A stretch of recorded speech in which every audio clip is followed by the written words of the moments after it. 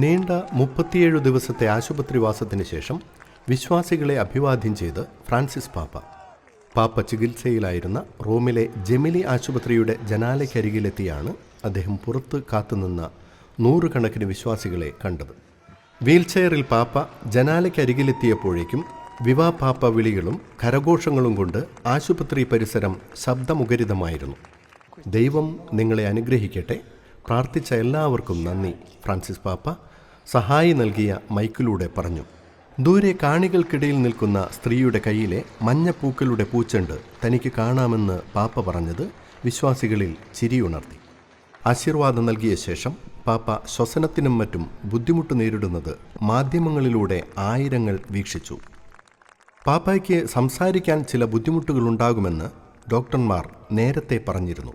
വൈകാതെ പരിശുദ്ധ പിതാവിനെ ആശുപത്രിയിൽ നിന്ന് ഡിസ്ചാർജ് ചെയ്ത് പാപ്പയുടെ ആഗ്രഹപ്രകാരം സാന്താ മരിയ ബസലിക്കയിലേക്ക് കൊണ്ടുപോയി. ശ്വാസകോശ അണുബാധയെ തുടർന്ന് ഫെബ്രുവരി 14 മുതൽ റോമിലെ ആശുപത്രിയിലായിരുന്നു പാപ്പ. ആശുപത്രി ചാപ്പലിൽ കുർബാനയിൽ പങ്കെടുക്കുന്നതിൻ്റെ ചിത്രം കഴിഞ്ഞയാഴ്ച വത്തിക്കാൻ പുറത്തുവിട്ടിരുന്നു. അതേസമയം ആശുപത്രി വിട്ടെങ്കിലും അടുത്ത 2 മാസം ഫ്രാൻസിസ് പാപ്പയ്ക്ക് പരിപൂർണ വിശ്രമം ആവശ്യമാണെന്ന് ഡോക്ടർമാർ അറിയിച്ചിട്ടുണ്ട്. പാക്സ് കമ്മ്യൂണിക്കേഷൻസ്, കോഴിക്കോട് രൂപത.